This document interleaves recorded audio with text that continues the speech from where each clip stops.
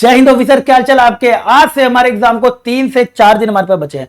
आप लोगों ने अच्छी तैयारी अच्छे से कर ही ली होगी, लेकिन किसका सिलेक्शन होगा किसका सिलेक्शन नहीं होगा वो सब डिपेंड करता है कि आप पेपर को कैसे अटेम्प्ट करते हैं। सेम बच्चा सेम टीचर से पढ़ रहा है, सेम कंटेंट फॉलो कर रहा है और लगातार ट्राई कर रहा है, लेकिन एक बच्चे का हो गया एक बच्चे का नहीं हुआ। कैसे, क्यों? जस्ट बिकॉज ऑफ आपने पेपर उस दिन कैसे अटेम्प्ट करा।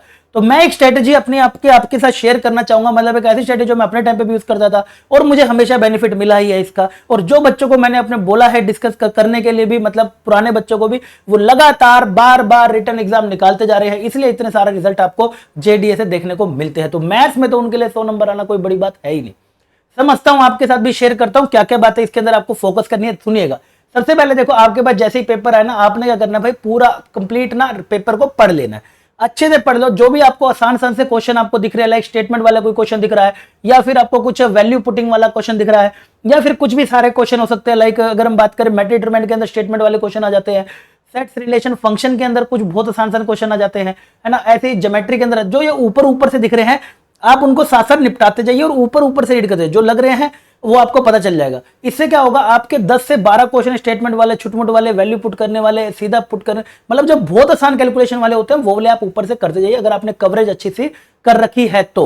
इसके साथ साथ क्या होगा, दूसरी बेनिफिट ये मिलेगा आपको, पूरा पेपर देखने से, 120 क्वेश्चन देखने से आपको पूरा आइडिया मिल जाएगा कि आज का पेपर आया हुआ कैसा है, कि आज का पेपर कैसा हुआ, उसी के हिसाब से आप शुरू करिएगा।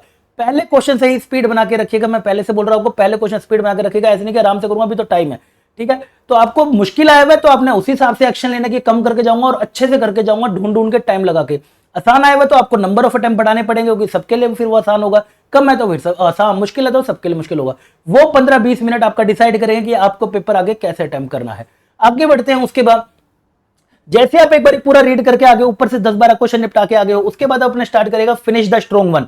मतलब अब अपने जो अपने स्ट्रॉन्ग चैप्टर, क्योंकि सारे बच्चे नीच करके जाते हैं, कुछ ही बच्चे पूरे चैप्टर करके जाते हैं, 15-16 जितने भी अपने स्ट्रॉन्ग चैप्टर कर रखे हैं, उन्हीं के क्वेश्चनों को पहले करो।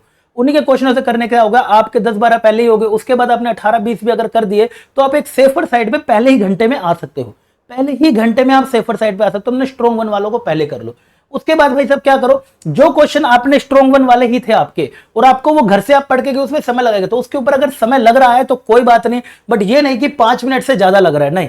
अगर उसमें समय लग रहा है कैलकुलेशन में तो कर लो। अगर आपको पता है कि इसको मेरे को कैसे सोल्व करना है तो गिव टाइम, को दिक्कत वाली बात नहीं। ऐसे नहीं कि यार हाँ मुझे पता है कैसे करना है लेकिन छोड़ना, इसको आगे देखूंगा, छोड़ना। तो ये तो आप जो करके गए हो वो भी आप छोड़ के जा रहे हो, ये बहुत गलत बात होगी, तरीका गलत होगा। मोर देन 5 मिनट अगर लग रहे हैं पेपर पे, क्वेश्चन पे, आप छोड़ो, आगे बढ़ो, चाहे आता भी हो, ठीक है। इसी वाले पे भी मैं बात कर रहा हूं, आते हुए क्वेश्चन का भी 5 मिनट से ज्यादा लग रहा है, आप छोड़ो यार, आगे बढ़ो, उस टाइम पे बाद में कर लेना जब आपका क्वेश्चन ही ना बचे। नेक्स्ट आता है हमारे पास अटेम्प्ट की। अगर हम बात करें, अगर आप 60+ इस प्रकार से अटेम्प्ट अपने कर पाते हो, इसके ऊपर भी आ रहा हूं मैं, आपको एक बार लेके चलता हूं इसके ऊपर। 60+ अगर आप अपने अटेम्प्ट कर पाते हो तो आप वेरी गुड कैटेगरी में हो। अगर मैं बात करूं गुड अटेम्प्ट की, 50 से 60 वाले होते हैं, एवरेज अटेम्प्ट 40 से 50 वाले रहते हैं, लिटिल रिस्क वाले जो रहते हैं 30 से 40, क्योंकि अगर 75 कट ऑफ भी पड़ी तो 75 मार्क्स की भी कट ऑफ पड़ी तो 30 क्वेश्चन तो करने ही पड़ेंगे सही। और अगर बच्चा 32-33 कर आया तो वो तो कभी भी रिस्क में नीचे आ सकता है। तो ये आपको ध्यान रखना है। इन सारी बातों को चाहे आप फिर से समझ लेना, वीडियो को दोबारा देख लेना।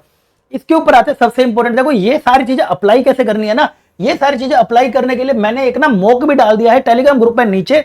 आपको अगर अप्लाई करके देखनी है, ये फ्री मॉक मैंने डाल दिया है, जाके ना आप इसको कर लो, प्रिंट करा के अच्छे से ना एक बार ये सारी बातें कर लो। फिर भी आपने देखना है ना, आपके लिए भाई कल एक लगा रखी है मैंने मॉक ड्रिल। कौन सी drill? Mock drill. Mock drill में होता है थोड़े से लेवल ऊपर के क्वेश्चन होते हैं, ओनली लाइव वाली क्लास रहने वाली है, जाके अपना लाइक कर देना भाई साहब। यहाँ पे 500 लाइक का टारगेट है मेरा, तो भाई सारे के सारे जाके यहाँ पे लाइक कर देना। ओनली लाइव होने वाला 2 बजे चलेगा। मॉक ड्रिल में हम थोड़े से ऊपर लेवल क्वेश्चन करेंगे और हर क्वेश्चन को डिटेल में एक्सप्लेन करते हुए चलेंगे, पहले से बता रहा हूं, ठीक है। तो मॉक ड्रिल बेटा अपनी है 2 बजे की, 10 तारीख की, आप यहाँ पे पहुंच जाइएगा। वापस आते हैं अपने इस वाले पॉइंट पर। तो भाई देखो, आपके पास 2.5 घंटे, लेकिन आप ये समझ के चलो आपके पास 2 घंटे 10 मिनट है। ओएमआर आपने हमेशा लास्ट में भरनी है, साथ साथ मत भरना भाई, कुछ बच्चे करते हैं साथ तो फिर थोड़ी सी एरर हो जाता है, फिर बाद में अरे यार गलती से गलत भर गया। ये सब मत करना बेटे, हमेशा कहते हैं लास्ट में करना। आपके पास 20 मिनट बचेंगे जो आगे के, बेटा 20 मिनट आपके बच रहे हैं, ओएमआर आराम से सर्कल भरिए, कोई गलती मत करिए, कुछ भी गलती मत करिए, ओएमआर के कारण आपका सारा पेपर रिजेक्ट हो जाएगा, ठीक है। टाइम दीजिएगा, फिर भी अगर टाइम बच जाता है 20 मिनट से, तब आप जो बचे हुए क्वेश्चन थे उनको करो, फिर साथ साथ लगा लो, बट अभी आप सारे के सारे भर लीजिए और आगे करिए, अपने टारगेट फिक्स कर लीजिए। लाइक अगर मैं पेपर स्टार्ट कर रहा हूँ वहां पे 10 AM से लेके 11 AM तक, कि पहले 10 से 11 में कितने क्वेश्चन करूंगा, 30 से 32 करूंगा, फिर अगले वाले में मैं कितने करूंगा, 25 से 30 करूंगा, फिर अगले के 10 मिनट में मैं कितने करूंगा, 5-4 क्वेश्चन करूंगा। बस ऐसे अपने टारगेट फिक्स करके रखिएगा। एक रिस्ट वॉच अपने ले जाना। एडमिट कार्ड में मैंने बताया था कि एक अपनी आंख बेटा घड़ी के ऊपर रखना, कि पहला घंटा होने वाला, ये नहीं कि वेट कर रहे हो सामने वाला बताए भाई टाइम ही खत्म हो गया। ये सब बातें बेटा आपने ध्यान रखनी है। लास्ट OMR 2 घंटे 10 मिनट, 2 घंटे 10 मिनट होते ही छोड़ दो, कोई बात नहीं, जितना आता है बेटा OMR भर ले ध्यान से, उसके बिना पेपर ही तेरा चेक नहीं होगा। फिक्स बेटा टारगेट कर ले, वरना ये अपनी वॉच पे रख ले, ठीक है। तो पेपर अटेम्प्ट करने की स्ट्रेटेजी ही आपको बेटा पेपर क्लियर करा सकती है। आपका पेपर की तैयारी कम चैप्टर भी करे फिर भी आप इंडिया का एग्जाम निकाल सकते हो।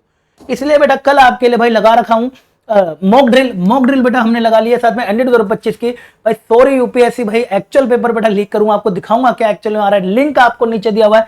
मॉक ड्रिल बेटा रहने वाली है, ड्रिल जो आपने कभी सुनी होगी तो वो आज मैं कर दूंगा, लंबा चलेगा, सब डिटेल में करूंगा। ओनली लाइव 2 बजे ओनली लाइव को मिल जाएगा, टेलीग्राम ग्रुप पे नीचे मिल जाएगा, ये भी आपको नीचे मिल जाएगा, करके वो भी एक बार आप ट्राई कर लेना, ठीक है। तो ये स्ट्रेटेजी थी जो मुझे आपके साथ शेयर करनी थी। आई होप मैं सब कुछ आपको बता पाऊंगा, एक्सप्लेन कर पाऊंगा। एक्सप्लेन कर तो भाई चैनल को जो सब्सक्राइब कर लेना, कल की क्लास के लिए तैयार रहना एंड कमेंट सेक्शन में जरूर बताना। मिलता हूं अगले बजे सेशन में, तब तक के लिए टेक केयर।